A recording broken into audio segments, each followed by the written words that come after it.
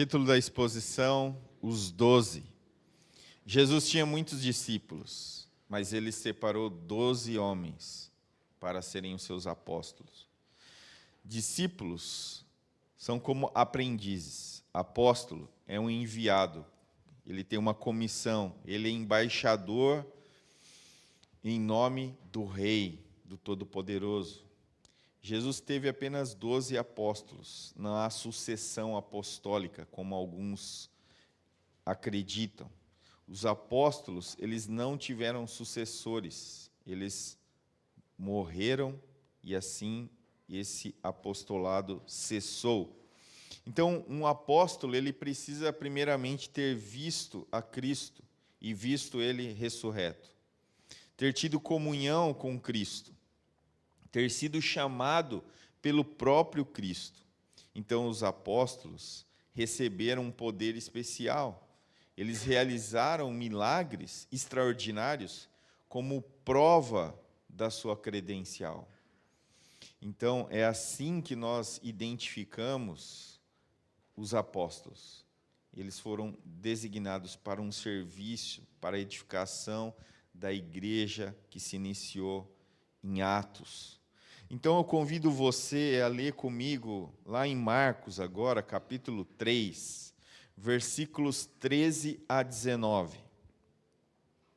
Marcos, capítulo 3, versículos 13 a 19.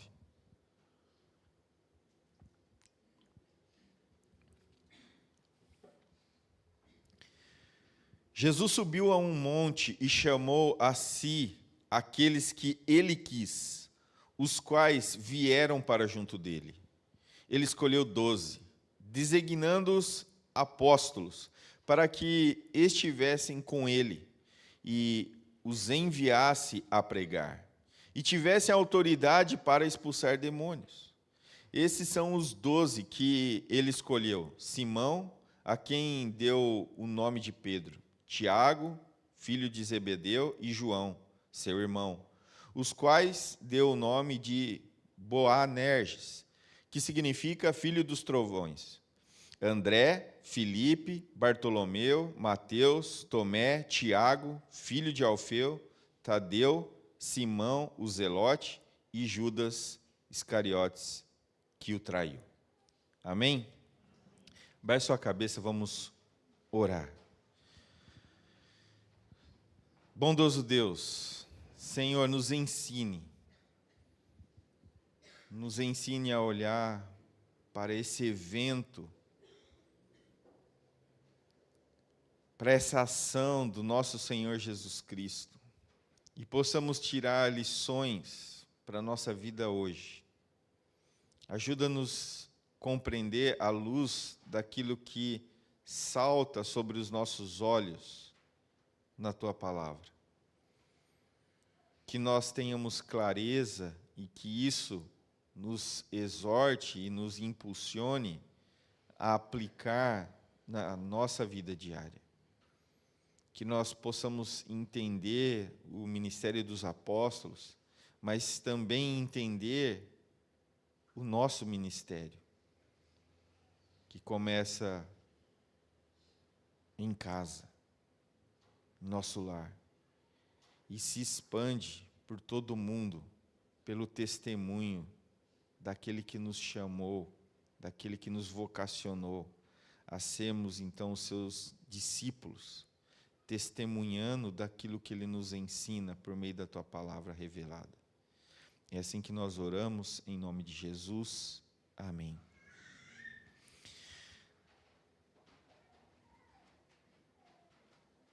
Mensagem central da exposição: o verdadeiro trabalhador na edificação da igreja não é o homem, mas o próprio Cristo. Mas eu preciso complementar aqui. O Cristo que chama homens para serem instrumentos teus, instrumentos do seu reino e para a sua glória. Mas nós não podemos esquecer essa primeira parte, que essa edificação começa naquele que é o cabeça da igreja, no próprio Cristo. Nós não podemos perder de vista essa verdade. E é por isso que há uma deturpação no meio evangélico, onde as pessoas arrogam a si mesmo as suas verdades, a sua autoridade, e tomam decisões a parte daquilo que já nos é revelado na sua palavra. E por isso nós vemos tantos erros, tantas coisas criadas e inventadas por uma mente que está bem longe daquilo que deveria ser o fundamento na sua vida, a palavra de Deus. Então, à luz desse contexto aqui, e da leitura do próprio texto, que nós possamos ver o agir de Deus naquele momento, mas também em nossas vidas, e fazer disso aplicações para que nós possamos também, como os apóstolos, continuarmos testemunhando daquilo que Ele nos chamou a testemunhar sobre aquele que nos salvou, o próprio Cristo, o Senhor da igreja, o cabeça, o Senhor da nossa salvação, da nossa redenção. Então, eu quero trabalhar aqui 3 pontos nessa exposição. E o primeiro é soberania na escolha. Jesus escolheu a liderança da igreja segundo a vontade expressa do próprio Pai. Se você prestou atenção na leitura de Lucas, ele informa que antes de Jesus chamar os apóstolos, ele dedicou-se à oração. Então está aqui a nossa primeira lição. A primeira coisa que nós temos que fazer em todas as decisões que nós vamos tomar é orar. É conversar com Deus. É dialogar com o coração aberto à luz daquilo que nós temos revelado a nós, que é a sua palavra, para que nós não venhamos tomar decisões equivocadas que vão interferir no nosso próprio relacionamento com Deus. Se Jesus, sendo Deus, separou-se para orar, quanto mais eu e você, meu querido, que somos falhos, que carecemos da misericórdia de Deus todos os dias. No texto de Lucas, ele fala, naqueles dias retirou-se para um monte a fim de orar, e passou a noite orando a Deus. Então, quando amanhece, ele chama, ele escolhe os 12. Jesus não apenas chamou soberanamente, mas eficazmente, pois chamou os que ele mesmo quis, porque ele e Deus Pai são um. Jesus não fez uma pesquisa de opinião. Ei, quem que vocês acham que devem ser os 12? Ele é Deus. E assim ele fez. Ele não escolheu a liderança da igreja por critérios humanos. Será que nós, para escolhermos um presidente, para escolhermos um diretor do time que nós torcemos, ou para escolher alguém para gerir algo nosso, nós vamos fazer com a mesma capacidade de Cristo? Com certeza não, porque nós somos limitados.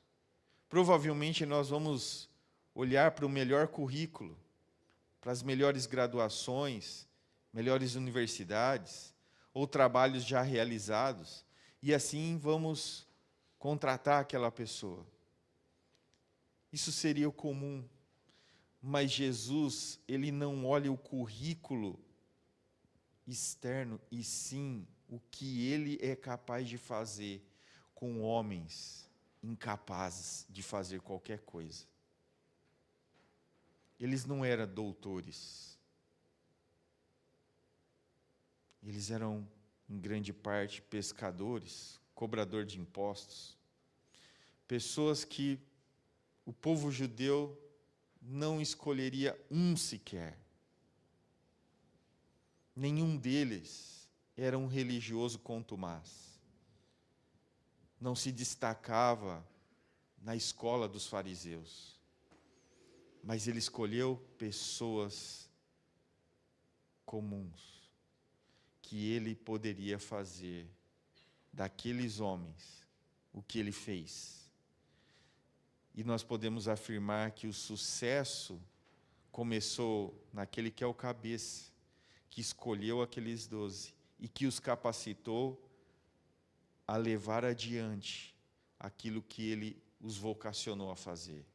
E se nós, como Igreja Batista Reformada, estamos aqui, foi pelo trabalho bem executado daqueles 12 e de outros que posteriormente seguiram anunciando as boas novas de salvação. E nós somos como esses 12, pessoas comuns, pessoas que têm suas limitações, têm as suas dificuldades, mas que Ele, em sua bondade, o chamou. Em sua bondade, o resgatou, aonde outras pessoas talvez desprezassem cada um de vocês. Desprezassem pelo seu currículo, desprezassem pela cor da sua pele, desprezasse talvez pela sua condição financeira, mas ele não olhou nada disso. E ele o elegeu, assim como os 12, soberanamente, para ser um discípulo dele. E mais, continuar anunciando as boas novas de salvação, que vai trazer outras pessoas também que são incapazes, que são limitadas, e que são pecadoras, e carecem da misericórdia de Deus, assim como nós no passado.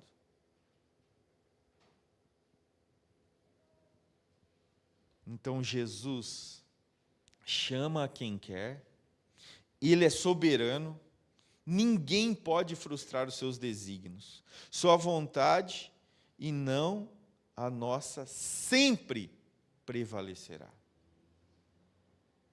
É a vontade dele, porque ele é Deus. Esse é o Jesus revelado nas Escrituras. Segunda lição, o propósito da escolha. E aqui eu destaco 3 pontos.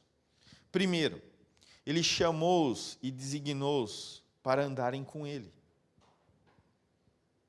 Então Marcos aqui ele registra que esses 12 estavam ao lado de Cristo. O Senhor da obra é mais importante do que a obra do Senhor. Porque Ele é Deus.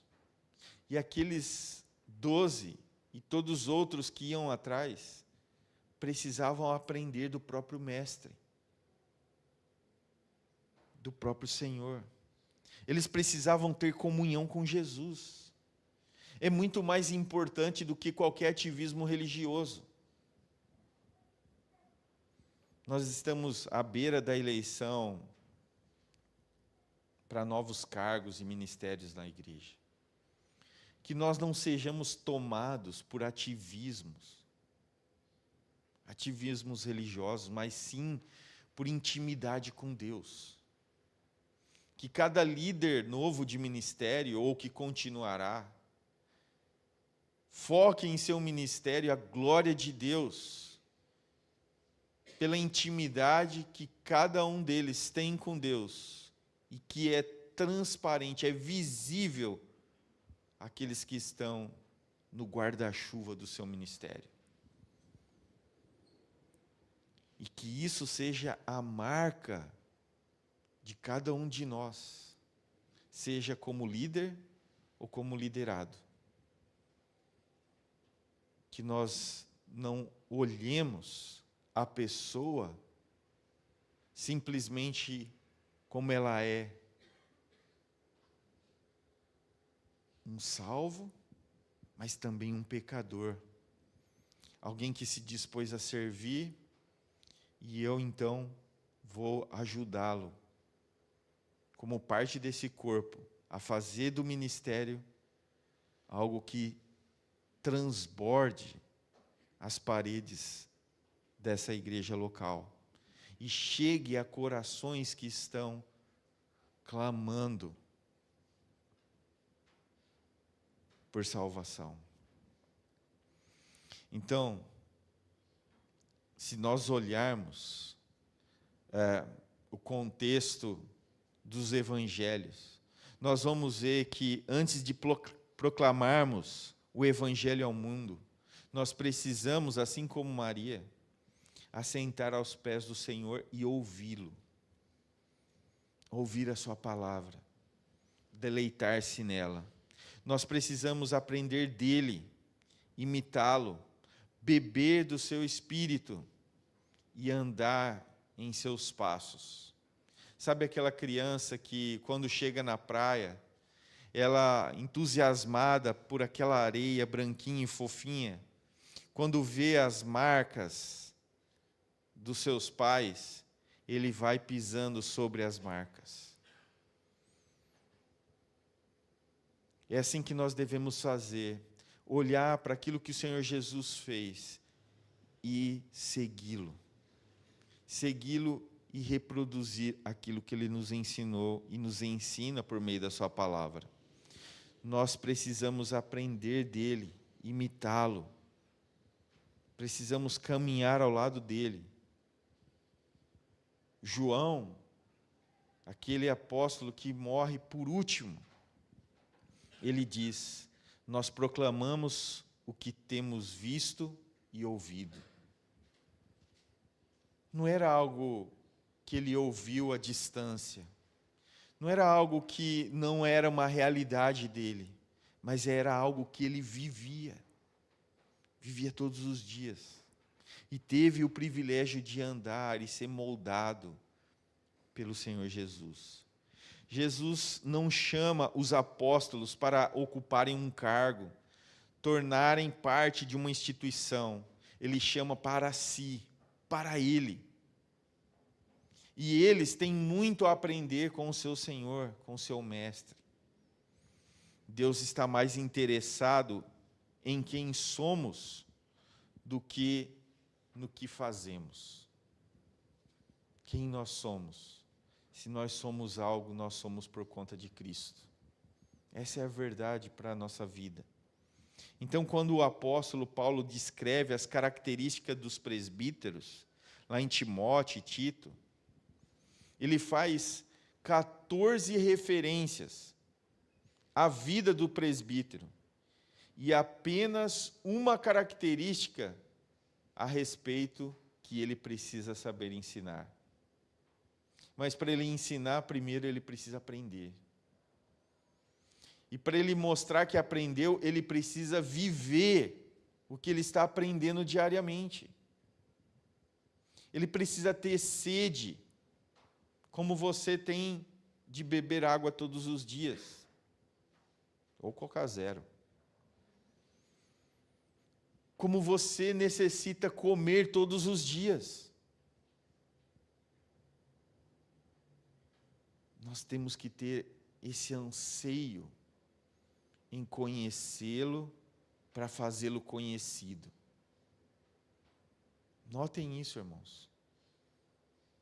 Nós precisamos conhecer mais, e para conhecer nós precisamos estar em uma relação de intimidade com Deus. E como nós podemos fazer isso hoje? Por meio da sua palavra, por meio da oração, por meio da obediência, por meio da prática do amor, da misericórdia. por meio das súplicas, das orações. A vida precede o ministério, irmão. A vida precede o ministério. A vida deve se tornar o próprio ministério. Por isso Paulo exorta e ensina Timóteo e Tito que eles precisam primeiro ser modelo no próprio lar, antes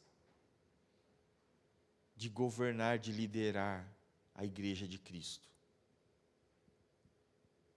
Porque o ministério começa ali. E quando ali é bem executado, começa a ser notado. E isso não é glória para a pessoa, mas é a Deus. Por cada homem cumprir o seu papel, não só de provedor no lar, mas de pastor, de tutor da sua esposa e dos seus filhos. Irmãos, queridos irmãos, homens da IBR, vocês precisam exercer o papel de liderança no seu lar. Você tem esposa? Pastoreia. Ore com ela. Fale de Deus com ela. Você tem filhos? Pastoreie. Ore com os seus filhos. Converse sobre todas as suas situações e adversidades que possam estar tendo na escola, na universidade, no trabalho, com os amigos. Se envolva, porque depois pode ser tarde demais, porque o mundo traga a juventude por negligência muitas vezes. Nossa, homens, eu estou falando com vocês. Exercemos um papel de liderança no nosso próprio lar. Amém. Segundo aspecto nesse segundo ponto, é que chamou-os e designou-os para pregarem as boas novas. Marcos escreve, então designou 12 para os enviar a pregar, versículo 14. O ministério dos apóstolos foi um desígnio do próprio Senhor Jesus, e não oriundo de homens, ou da vontade própria de alguém. Os apóstolos deveriam ser mensageiros de Deus. Eles eram embaixadores, arautos da mensagem do rei sobre o seu reino. Eles foram chamados do mundo para serem enviados de volta ao mundo como ministros da reconciliação. Deus nos tira do mundo e nos coloca no mundo novamente para sermos reflexo, espelho, luzeiros daquilo que o Senhor Jesus fez em nossas vidas. William Barclay, ele fala o seguinte: a ênfase de Jesus era oposta à ênfase dos fariseus, pois, enquanto estes pregavam a separação das pessoas comuns, Jesus enviava seus apóstolos ao mundo, de onde foram chamados. Eles foram tirados do mundo para voltar ao mundo e trazer mais pessoas para esse reino.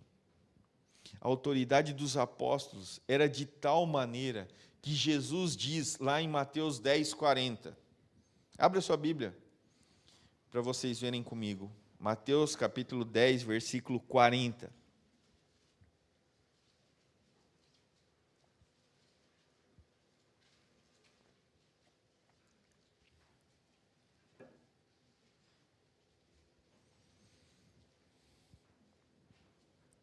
Mateus capítulo 10, versículo 40.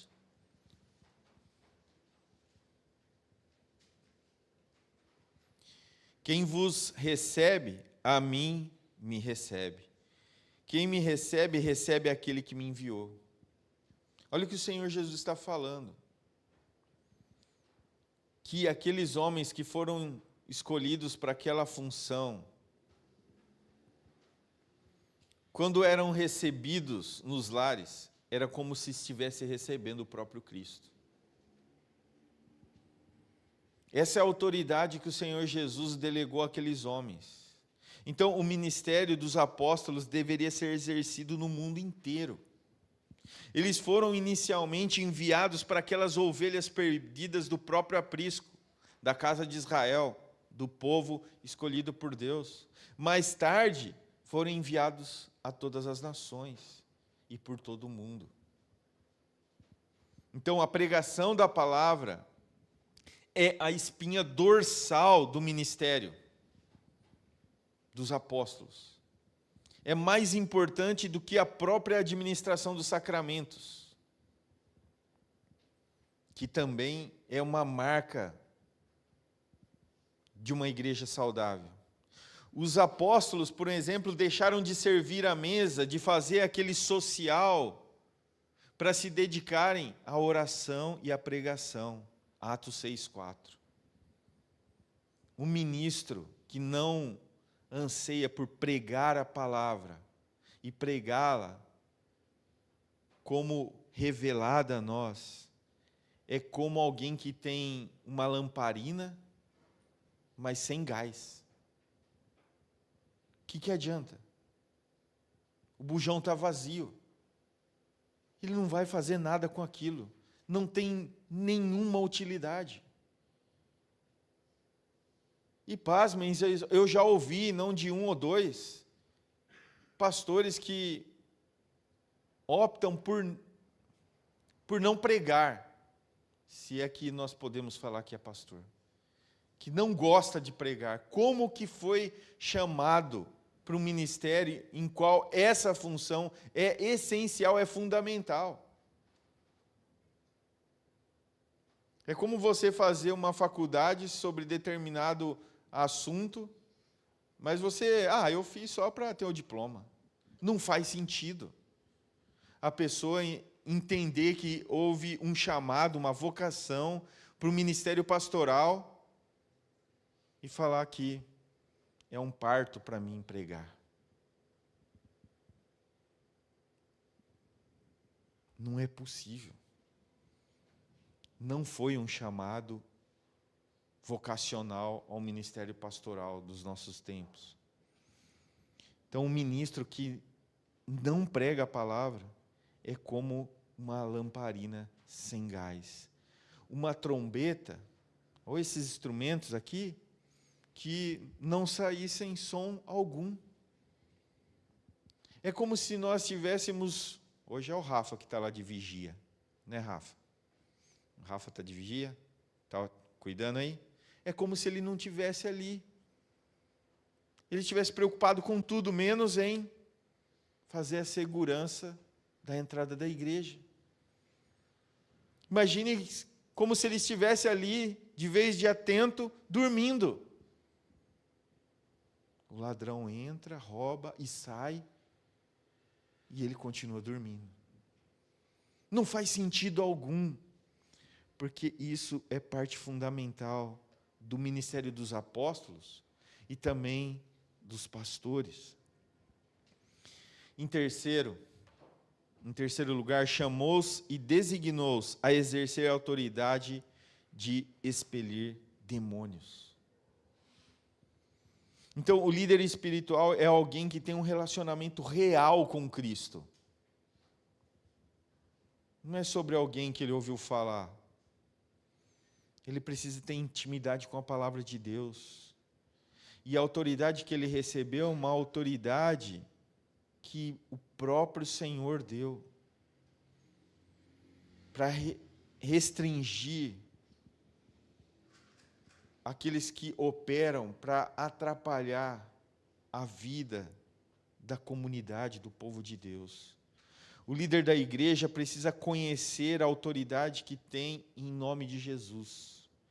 Diante desse nome, todo joelho se dobrará, toda língua confessará.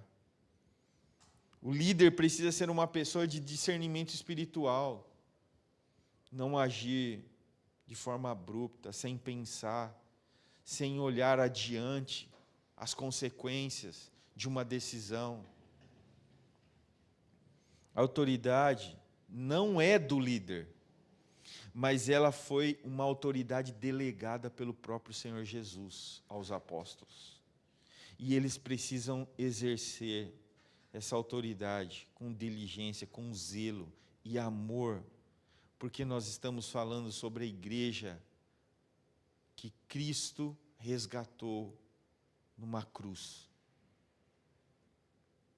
Exercer liderança na igreja não é um cargo, simplesmente, como uma repartição em qualquer lugar que você possa trabalhar, mas é o povo de Deus. É o povo escolhido por Deus. Então, essa autoridade vem do alto, e ela está sobre o nome do nosso Redentor e Salvador. Terceiro ponto da exposição, uma escolha incomum.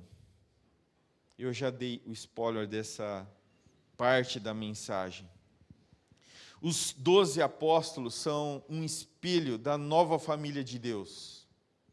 Ela é composta de pessoas diferentes, de lugares diferentes, de profissões diferentes, de sistemas de ideias diferentes. São pessoas também limitadas, complicadas, imperfeitas, que frequentemente discordam sobre muitos assuntos, mas que agora,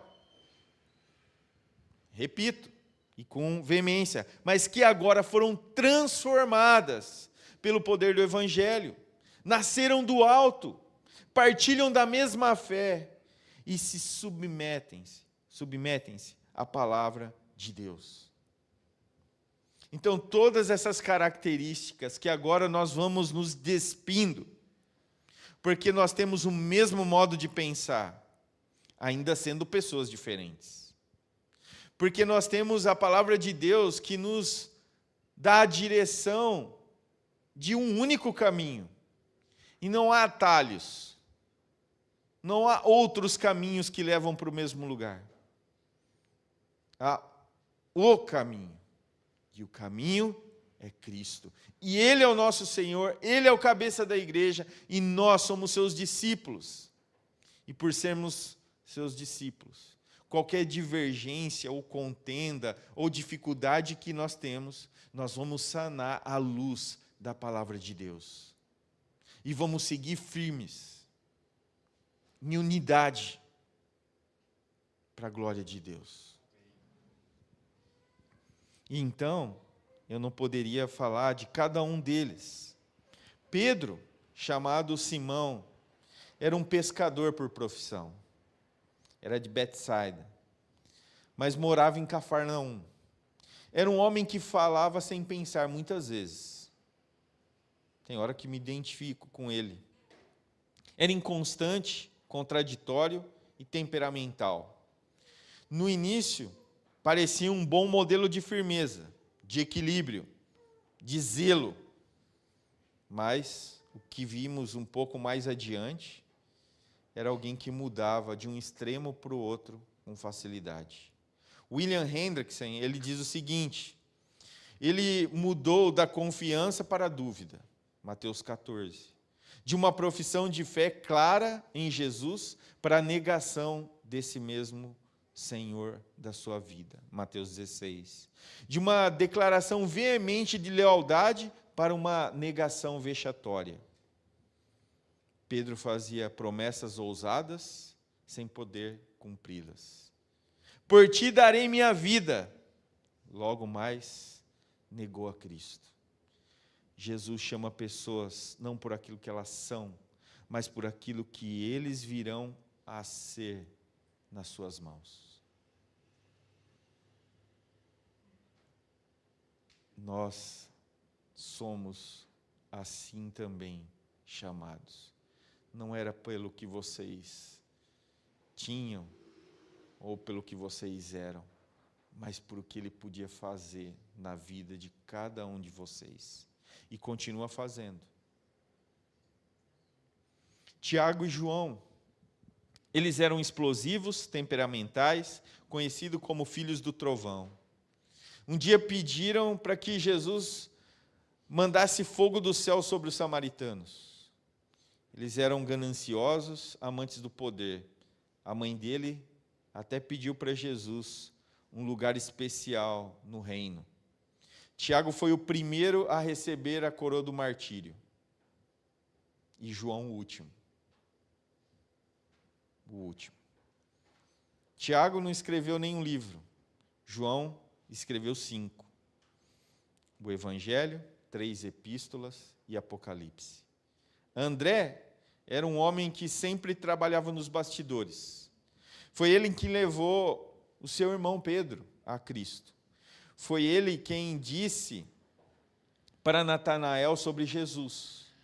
Foi ele que levou o garoto que tinha pães e peixe ao Senhor Jesus. Felipe era um homem cético, racional.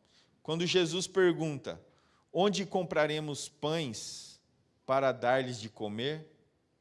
Lá em João 6, verso 5, ele respondeu, não lhes bastaria 200 denários de pão para receber cada um o seu pedaço. Ele disse, o problema não é onde, mas quanto. Ele era um homem extremamente racional. Bartolomeu era um homem preconceituoso. Ele foi quem perguntou, pode vir alguma coisa boa de Nazaré? Mateus era um empregado do Império Romano, um coletor de imposto. Era publicano, uma pessoa repudiada pelos judeus. Tornou-se escritor do evangelho mais conhecido do mundo. Tomé era um homem de coração fechado para crer. Mas quando Jesus disse, e vós sabeis o caminho para onde eu vou, Tomé respondeu, Senhor, não sabemos para onde vais, como vamos saber o caminho? Tomé não creu, a princípio, na ressurreição de Cristo. Se eu não ver os sinais dos cravos na sua mão e na sua costela, eu não crerei. Contudo, quando o Senhor ressurreto apareceu, Tomé prostrou-se profundamente em devoção e disse, Senhor meu e Deus meu. Tiago, filho de Alfeu, e Tadeu, nada sabemos desses 2 apóstolos. Eles fizeram parte do grupo, eles pregaram, eles expulsaram demônios, mas nada sabemos sobre eles. Eles não se destacaram em meio aos outros. Simão, o Zelote, ele era membro de uma seita do judaísmo, extremamente nacionalista. Os zelotes eram aqueles que defendiam uma revolução armada contra Roma. Ele estava do lado oposto de Mateus. Estavam querendo uma luta contra Roma. Eles não aceitavam pagar impostos. Eles queriam promover rebeliões. E aí então chegamos a Judas Iscariotes. Ele era natural da vila de Queriote, localizada no sul da Judéia. Era o único apóstolo não galileu. Ocupou um lugar de confiança no grupo. Ele era tesoureiro, administrador do patrimônio. Ele não era convertido. Está aí outra grande lição para nós. Nem sempre aqueles que estão ao nosso meio, por mais que possam aparentar uma vida religiosa, só enganam homens, mas nunca Deus. Ele era ladrão e roubava da bolsa. O evangelista João, lá no capítulo 12, fala. Ele vendeu o seu senhor por 30 moedas de prata. Judas era mesquinho, infiel, avarento e traidor. Ele foi o instrumento infiltrado entre os 12. Depois de ter recebido as suas moedas, ele não se arrepende. Ele entrega Jesus. E ele entrega Jesus da maneira mais dolorosa, com um beijo. Irmãos, isso é extremamente doloroso. Uma pessoa que andou com você durante tanto tempo, de forma integral, lado a lado, 3 anos, sem se separar, entrega o seu Senhor, identificando com um beijo. William Hendrickson diz que a tragédia chocante da vida de Judas é prova não da fraqueza de Cristo, mas da impenitência do traidor. Aquele que tem o coração de pedra é capaz de trair a Deus, o Criador dos céus e da terra. Então não se assuste quando no meio da igreja surgir alguém que parece um santo, mas que depois se mostra o próprio filho de Satanás. E aí, para concluir a exposição de hoje, Jesus transformou homens limitados, assim como eu, e fez deles grandes instrumentos para transformar o mundo. Aonde você está nessa parte de transformar o mundo? Aonde você está? Jesus, ele foi capaz de pôr à sua volta pessoas comuns, pessoas que o mundo desprezaria, que não seriam escolhidos para terem tal função. Mas Jesus, dentro de todas aquelas limitações, pode transformar. Transformou a Pedro e todos os outros, a não ser Judas, que tinha um coração duro e de pedra.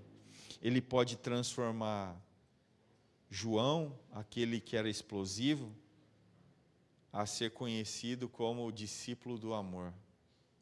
Ele pode transformar Tomé, aquele que era incrédulo, num homem crente. Ele pode usar gente como eu e como você para fazer a obra.